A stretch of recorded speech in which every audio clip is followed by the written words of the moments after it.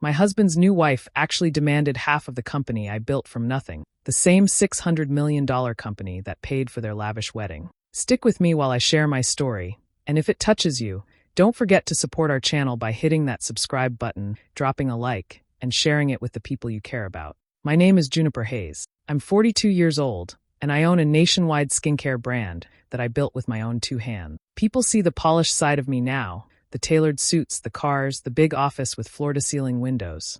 But the truth is, none of this was handed to me. I grew up in a tiny town where money was always tight. My parents worked long hours just to keep the lights on. I remember making my own lotions in the kitchen when I was a teenager because I couldn't afford the expensive brands other girls at school used. That little hobby became my escape, and years later, the seed of my company. It didn't happen overnight. I spent years working 2 jobs, saving every penny, testing formulas late into the night. I used to sell jars out of my car trunk at farmers markets, smiling at strangers, hoping at least a few would take a chance on me. Slowly, it caught on. One store picked it up, then another. Before I knew it, I was hiring staff, opening offices, and building something I never thought possible. Of course, success changes the people around you, too. My ex-husband, Daniel Carter, was there in the early years. At first, he said all the right things. He told me he was proud, that he loved my ambition. But as the company grew, I noticed the shift. He would make little comments about how I worked too much, or how men didn't respect women who ran things. At first, I brushed it off. I thought maybe he was stressed or just having a bad day. But those comments turned sharper, heavier, like he couldn't stand the fact that I was becoming more successful than him. Daniel was a man who liked control, and he was used to being the center of attention. The bigger my company got, the more invisible he seemed to feel. He wasn't celebrating the milestones with me anymore. When I landed a national retail contract, he didn't even say congratulations. He just asked how many late nights it would mean, and if I really thought it was worth it. It hurt more than I can explain. You expect strangers to doubt you, but not the person who's supposed to be your partner. I had poured myself into the business, but I had also poured myself into him, into us. And yet, the more I grew, the more resentful he became. Looking back now, I can see it so clearly. I was fighting to build something for both of us, and he was already looking at me like I was the enemy. At first, I kept telling myself that Daniel and I were just going through a rough patch, that marriage always had ups and downs. But the more my company grew, the more distant he became. It wasn't just little comments anymore. It was the silence, the way he looked at me like I was no longer his wife, but some sort of rival. I would come home after a long day, excited to share good news, and he wouldn't even look up from the TV. When I asked what was wrong, he'd mutter things like, "You think you're the big boss now, don't you?" His words cut me, because I never wanted to make him feel small. I only wanted him to be proud of what we had built together. I suggested counseling, hoping a neutral voice could help us find each other again. He agreed at first, but the sessions only made things worse. The therapist would ask him how he felt about my success, and he would say things like, "She doesn't need me anymore," or, "She's married to her business, not me." No matter how much I tried to reassure him, he just grew colder. Sometimes, during those sessions, I'd catch him staring at me with a look that was half anger, half something else I couldn't even name. We kept going for a few months, but eventually he stopped showing up. I was left sitting in that office alone, talking to a stranger about a marriage that already felt like it was slipping through my fingers. At home, the warmth was gone. We barely spoke at dinner, barely touched each other in bed. I kept reaching for him, and he kept pulling further away. He started spending more nights out, claiming he was with friends or working late. I wanted to believe him. I told myself not to get paranoid, that suspicion would only ruin what little we had left. But deep down, I already knew something was wrong. I just didn't know who she was yet. Her name was Lara Brooks, 28 years old, beautiful in the kind of way that turns heads instantly, with a laugh that sounded sweet but never reached her eyes. People later told me she had a reputation, someone who always dated wealthy men, always aiming higher, always moving on when the money ran dry. At the time, though, all I knew was that my husband had found someone else to give his attention to, while I was at home trying to keep our life together. He thought he was being careful, sneaking around, deleting messages, inventing late-night excuses. But he underestimated me. I could feel it in the way he came home smelling of perfume that wasn't mine, in the sudden change in his clothes, his energy. I may not have had proof yet, but my heart already knew the truth. Daniel had chosen Lara over me. And with that choice, everything I had fought so hard to protect, our marriage, our trust, our love, was already broken. I wasn't looking for proof. I wanted so badly to be wrong about Daniel, to believe that I was only imagining the distance between us. But the truth has a way of showing itself, and when it finally did, it hit me like a punch in the stomach. One morning, while going through my company's financial reports, I noticed a charge that didn't make sense. It wasn't unusual for me to review expenses myself, even with a finance team, because the company was my life's work. This particular charge stood out: a 5-star resort in Miami, the kind of place that cost thousands a night. The booking had been made with one of the company cards tied to Daniel's name. My heart stopped. He had no reason to be at that resort, no business there. I stared at the receipt for a long time, trying to tell myself there had to be an explanation. A business trip, maybe? A mistake. But I knew Daniel. He wasn't careful, and he was never smart enough to cover his tracks. With shaking hands, I called the hotel, pretending to be confirming a reservation. The woman at the desk cheerfully told me Mr. Carter and Ms. Brooks had already checked out. Ms. Brooks. That was the first time I heard her name connected to him. The room spun. My husband, the man I had sacrificed sleep and years for, had used my company's money to take another woman on vacation. It wasn't just betrayal, it was humiliation. He hadn't even cared enough to hide it properly. That night, I didn't confront him. I couldn't. I sat in silence at the kitchen table while he came home whistling, as if nothing had happened. I looked at him and saw a stranger. Whatever love I had been clinging to was gone. All that remained was a cold, hollow space where our marriage used to be. The next morning, I called my lawyer. There was no screaming, no fight. Just a quiet, devastating decision. I filed for divorce. Daniel was shocked at first, pretending he didn't understand why. But when the evidence was laid out, he didn't bother denying it. He smirked, as if daring me to push him harder. I wanted the process over quickly. I didn't care about punishing him in court or dragging it out for months. I gave him a generous settlement, far more than he deserved, just to be free of him. People told me I was crazy to give away that much, but I didn't want his shadow hanging over my success any longer. The money was nothing compared to my peace. It should have ended there. But Daniel wasted no time showing me just how cruel he could be. Within months, he married her, Lara. Their wedding was extravagant, dripping with luxury, and every detail was splashed across local gossip columns. Friends sent me photos without thinking, of him in a tuxedo, of her in a diamond-covered gown, smiling like she had won the lottery. They didn't hide. They flaunted everything. Lara clung to him at parties, flashing rings and designer clothes, acting as if she had been part of his life all along. Daniel played the part of the successful man, even though the foundation of that life had been built on my back. It was betrayal layered with insult, and though I stayed silent, inside me something hardened. I had lost a husband, yes, but I refused to let him or his new wife take any more from me. The first letter came in a thick white envelope with heavy paper, the kind that immediately makes your stomach sink because you know it isn't good news. My assistant placed it on my desk with a nervous look, and as soon as I saw the law firm's name printed across the top, I felt my chest tighten. Inside was a legal notice stating that Lara Brooks, my ex-husband's new wife, was filing a claim for half of my company. Half, not a dime less. According to her lawyers, Daniel had contributed significantly to the creation and growth of my skincare brand, and by marrying him, Lara was now entitled to what he rightfully should have had. I laughed out loud at first, not because it was funny, but because the idea was so absurd it felt like a cruel joke. Daniel had never lifted a finger for my company. He didn't brainstorm formulas with me in the kitchen when I was young. He wasn't the one hauling boxes at farmers' markets or begging shop owners to give me a chance. And he certainly wasn't there for the sleepless nights, the rejections, the failures. He resented my success, and now, through her, he was trying to rewrite history. I flipped through the papers, each page angrier than the last. Their claim was written like a fantasy novel, painting Daniel as some silent partner who had sacrificed everything to make my dreams a reality. The audacity was breathtaking, but what made me clench my fists was knowing that he had already signed away every possible claim in our divorce. He had taken the settlement, in writing, in front of witnesses, and agreed he had no rights to my business. Lara didn't care about facts. She cared about money. A week later, she made it personal. I was leaving a meeting downtown when she appeared outside the building, standing there like she'd been waiting. She looked polished and smug, her expensive heels clicking against the pavement as she approached me. People passed us on the sidewalk, and she smiled as though this was a casual chat between acquaintances. "You know," she said smoothly, "this empire of yours should have been ours. Mine and Daniel's. You may have done the work, but he was with you, wasn't he? He was there when you built it, so it belongs to both of you, which means it belongs to me now." I stood frozen for a moment, staring at her. She spoke with such confidence, like she truly believed she was entitled to tear apart what I had poured my soul into. "You're delusional," I finally said, my voice low. Her smile widened, and she leaned in close enough that only I could hear. "I don't need you to like it. I only need the court to like it. And believe me, I know how to win." The venom in her tone sent a chill through me, but I refused to let her see fear. I straightened my shoulders, met her gaze, and said nothing more. She wanted a reaction. Anger, tears, anything to feed her sense of power. I refused to give her the satisfaction. As I walked away, my hands trembled, but not from weakness. It was fury.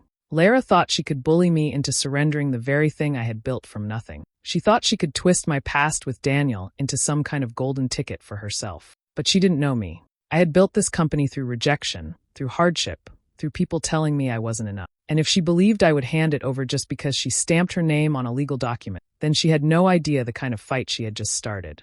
It happened on a quiet Tuesday morning, the kind where nothing feels unusual until suddenly everything does. I was reviewing company statements like I often did when I spotted a charge that froze me in place. It wasn't a business expense, not even close. It was for a luxury resort, the type of place known for champagne on the balcony and private pools. The card used for the booking was in Daniel's name. At first, I tried to make sense of it. Maybe he had gone with friends, maybe there was some mistake, maybe, but deep down I knew better. Daniel had been distant for months, and this wasn't the kind of expense someone could brush off as an accident. My stomach twisted as I picked up the phone and called the resort, pretending to confirm a reservation. The cheerful woman on the other end told me Mr. Carter and Ms. Lara Brooks had enjoyed their stay and checked out the week before. She said the name like it was nothing, but to me, it was the sound of my world breaking apart. I hung up and just sat there numb. All those late nights I had been working, all the times I told myself he was only stressed, he had been with her, using my company's money to play house with another woman. It wasn't just betrayal. It was a deep, cutting disrespect I could never come back from. When Daniel came home that evening, I didn't scream or demand answers. I couldn't. My voice wouldn't have come out even if I tried. He carried himself like nothing was wrong, like he hadn't just set fire to everything we had built together. I looked at him and felt a wall slam down inside me. The love I'd been clinging to was gone. What replaced it was cold, steady resolve. The next morning, I called a lawyer and started the divorce process. There were no drawn-out fights, no begging on his end. He didn't even try to deny what he had done. If anything, he seemed relieved. That hurt more than the betrayal itself, realizing that he had already moved on in his heart long before I found out. I wanted freedom, not revenge, so I offered him a settlement that most people would consider more than generous. Money, assets, the kind of security he hadn't earned, but that would let me cut ties cleanly. My friends thought I was crazy, but I didn't care. I wanted him out of my life, and I was willing to pay that price. It wasn't long before he showed me who he truly was. Barely months after the ink dried on the divorce papers, Daniel and Lara were married. Their wedding was lavish, overflowing with everything money could buy. Pictures of them kissing, smiling, posing in designer clothes made their way into my circle even when I tried to avoid them. They weren't hiding. They were flaunting it. And every time I saw them parading around, acting like they had won, I felt the sting of betrayal again. But I also felt something stronger beginning to grow inside me, the certainty that neither of them had seen the last of me. The letter sat heavy in my hands, thicker than normal mail, and carrying the weight of something meant to scare me. I opened it slowly, expecting maybe a small dispute over property or some leftover detail from the divorce. But as my eyes moved across the first page, my breath caught. Lara, Daniel's new wife, was demanding half of my company, half of everything I had built. The words on the paper twisted the truth in ways I could hardly believe. According to her lawyers, Daniel had been a key part of my company's success,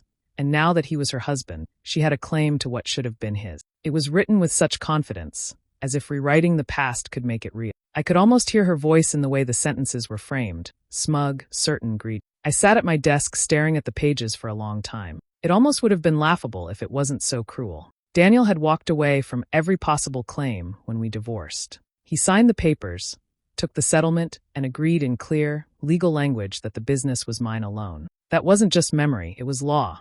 Still, Lara wasn't just after money. She wanted to tear into me, to take the very heart of what I had spent my life creating. Days later, she made her move in person. I had just finished a meeting and was stepping out of the building when I saw her leaning casually against a black car, waiting for me like it was planned. Her hair was perfect, her dress expensive, and her smile sharp enough to cut glass. She pushed off the car and walked toward me with the confidence of someone who thought the world already belonged to her. "Juniper," she greeted smoothly, like we were old friends. I thought it was time we spoke face to face. I didn't answer, only stood there, my bag still hanging from my shoulder, bracing myself for whatever game she was about to play. She stopped a few feet away, tilting her head with that same smug smile. "That empire you built should have been ours. Mine and Daniel's. He was there, wasn't he?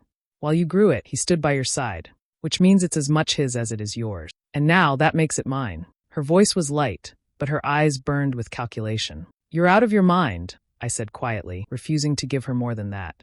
She leaned closer, lowering her voice so only I could hear. I'll take what I deserve, Juniper, whether you like it or not. The words lingered in the air like poison. She turned and walked away before I could respond, her heels clicking against the pavement, her confidence unshaken. I stood rooted to the spot, fury and disbelief tangled together inside me. She thought she could scare me. She thought she could rewrite my life with her lies. She had no idea what kind of fight she had just started.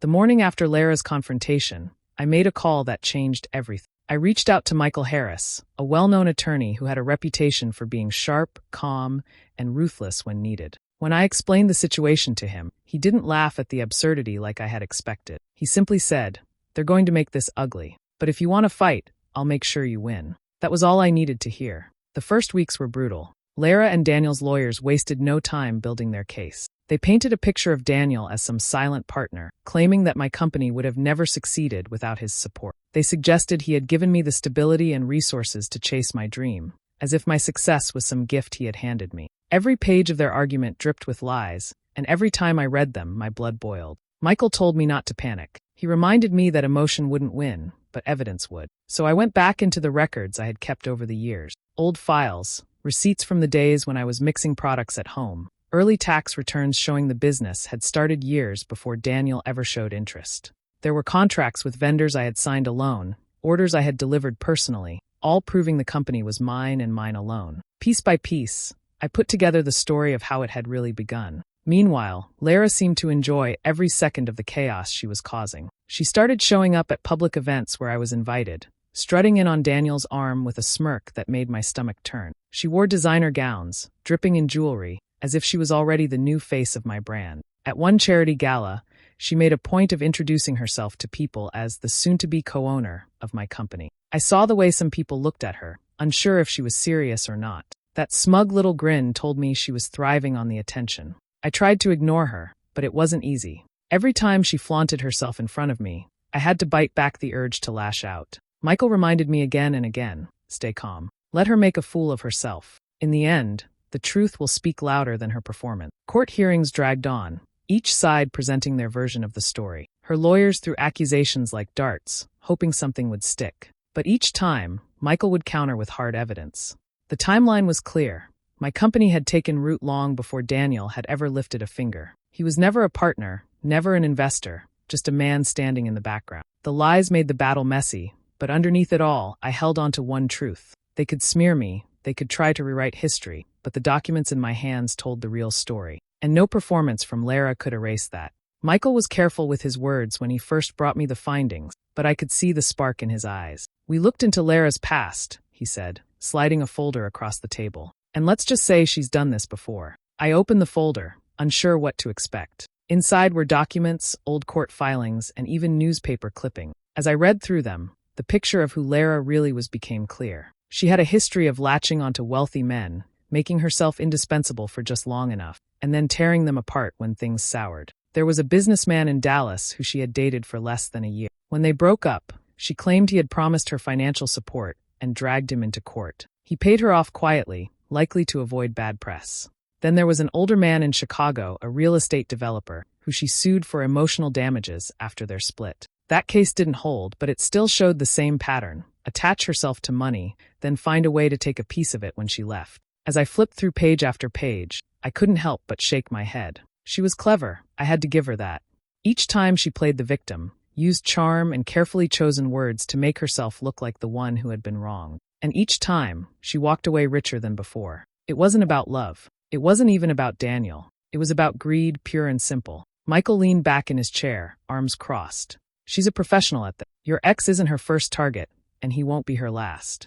The difference now is the size of the prize. She's never gone after something this big before. I felt a chill run down my spine as I thought about it. For me, this wasn't just a personal attack. Lara had made a career out of preying on men with money, and now she had set her sights on me through Daniel. It wasn't about Daniel at all. It was about my company, the crown jewel she had been chasing from the start. The more I thought about it, the more my anger shifted into determination. Lara believed she could use the same tricks that had worked before. She thought I'd fold under pressure, that I'd hand over part of my empire just to make her go away. But But I wasn't one of her ex-boyfriends, and this wasn't hush money. I closed the folder, pushing it back across the table. She picked the wrong person this time, I said quietly. Michael nodded. Good. Because she's about to find out you don't scare so easily. In that moment, I understood something important. This wasn't just about protecting myself anymore. It was about stopping her pattern, making sure she couldn't keep destroying lives for her own gain. Lara thought she was playing the same game she had always played, but I was ready to end it once and for all. I invited Daniel and Lara to dinner at an upscale restaurant downtown. The message I sent made it sound like I was ready to put everything behind us, that I was open to finding common ground. I knew that would tempt them. People like Lara can't resist the thought of someone giving in. Sure enough, they showed up right on time, dressed like they were attending a celebration rather than a serious discussion. The moment we sat down, Lara took control of the conversation. She ordered champagne, lifted her glass, and smiled at me as though she'd already won. It's nice to see you finally coming to terms with reality, she said smoothly. This company of yours, well, soon it'll be ours. I've already been thinking about changes I'll make once it's under my name. I kept my face neutral, even managed a small smile, though every word made me want to lash out. Hidden in my purse, my phone was recording. Every arrogant promise she made, every detail of her so-called vision for my company, was being captured in crystal clarity. Daniel barely spoke, letting her run the show. When he did open his mouth, it was only to agree with her or nod proudly, as if her words were gospel. Lara leaned closer to me across the table, her eyes glittering. You should be grateful, Juniper. Once I'm in charge, your brand will finally get the polish it's always needed. You built it, sure, but I'll perfect it. Her confidence was astonishing. She spoke openly about how she'd rebrand, how she'd push me aside but keep my name for marketing purposes. She even bragged about how easy it had been to spin the story that Daniel had been a key part of my success. I let her talk, offering little more than polite nod. Inside, though, I felt the weight of victory building. By the end of the night, she believed she had broken me. She toasted to new beginnings, her smile wide and triumphant. I raised my glass too, calm and gracious, letting her think she had won. What she didn't know was that every word out of her mouth was now evidence, proof of her greed, her lies, and her intent to steal what was never hers. I walked out of that restaurant with my head high, leaving them convinced I was surrendering. In truth, the real fight had only just begun. The courtroom was packed the morning the final hearing began. I sat beside Michael, calm on the outside though my heart pounded in my chest.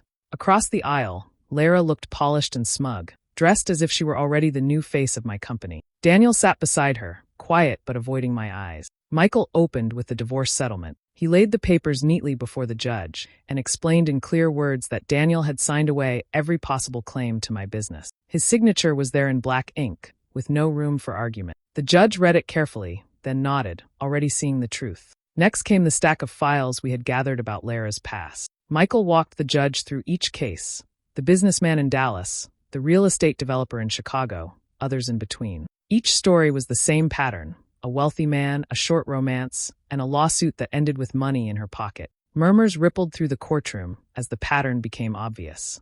Lara shifted in her seat, her smile fading, but she kept her chin high like she still had control. Then Michael played the recording. The moment her voice filled the courtroom, bragging about how she would take over my company, the entire room seemed to shift. Every arrogant word she had spoken at that dinner poured from the speakers.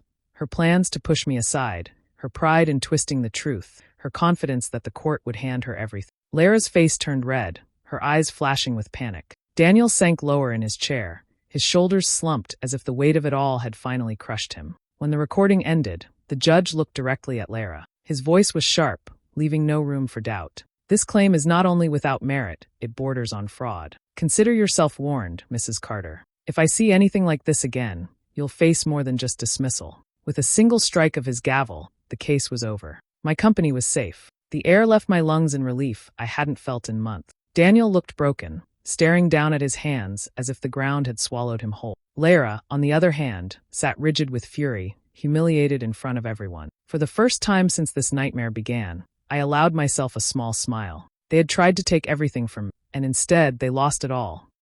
It didn't take long for their perfect picture to fall apart. After the court ruling, whispers spread fast, and people began to see Lara for who she truly was. The invitations to parties slowed, the smiles from her so-called friends grew tighter, and the attention she craved slipped away piece by piece. Without the promise of half my company, she had no reason to stay with Daniel. Their marriage crumbled almost overnight. Lara was gone within weeks, taking whatever jewelry and clothes she could carry. She didn't bother with a proper goodbye, She simply left him with debts, legal bills, and a reputation in ruin. The man who once strutted around on her arm now sat alone, broke and humiliated. Daniel tried to fix things at first. He called me, left messages, even showed up outside my office one morning, waiting like some desperate stranger. When I finally agreed to see him, he looked nothing like the man I had once loved. His suit was wrinkled, his face drawn, and the confidence he had worn for years was gone. He tried to smile, tried to remind me of the good times we once shared. Then, with a voice that cracked, he begged me to give him another chance. "Juniper," he said, "we can start over. I made mistakes, but I still love you. I need you." For a moment, I just stared at him. This was the man who had betrayed me, who had taken another woman on vacations with my money, who had stood beside her while she tried to steal my life's work. Now, stripped of everything, he was crawling back. I didn't raise my voice. I didn't cry. I simply looked him in the eye and said the words that had been waiting inside me for months. "I don't take back trash I've already thrown out." The color drained from his face. He opened his mouth to speak, but nothing came out. I turned and walked away, leaving him standing there, finally forced to live with the wreckage he had made. When the dust finally settled, I realized something important. Yes, I had lost a marriage, but what I gained was far more valuable. My freedom, my peace, and the chance to live on my own terms without being tied down by betrayal. For the first time in years, I woke up each morning without a weight on my chest. My company not only survived the chaos, it flourished. Clients admired the strength I showed in the face of public attacks, and partners trusted me more than ever. Sales grew, new opportunities opened, and I felt a pride deeper than anything I had known before. This wasn't just a business anymore. It was proof of my resilience, proof that no one could take away what I had built with my own two hands. But I knew my story couldn't just end with me. I had seen firsthand how dangerous it was to depend on someone else for financial stability. I remembered being a young woman with big dreams but no clear path, and I decided I wanted to change that for others. So I launched a program to help young women start their own businesses. Workshops, mentorships, small grants, all aimed at giving them independence so no one could ever hold power over their lives. Watching those women grow, seeing their ideas take shape and their confidence blossom, became one of the greatest joys of my life. It was more satisfying than any courtroom victory could ever be. My revenge wasn't just about defeating Lara or shutting Daniel down. My true revenge was thriving, expanding my empire, and using my success to open doors for others. Looking back, I realized betrayal had forced me to become stronger. Love had left, but strength, freedom, and vision had taken its place. That was the victory neither Daniel nor Lara could ever touch. Was Juniper right to stand her ground and walk away from Daniel forever, or do you think forgiveness should have played a part? I'm curious to know your thoughts in the comments below. And if you enjoyed this story, be sure to like, subscribe, and turn on notifications for more.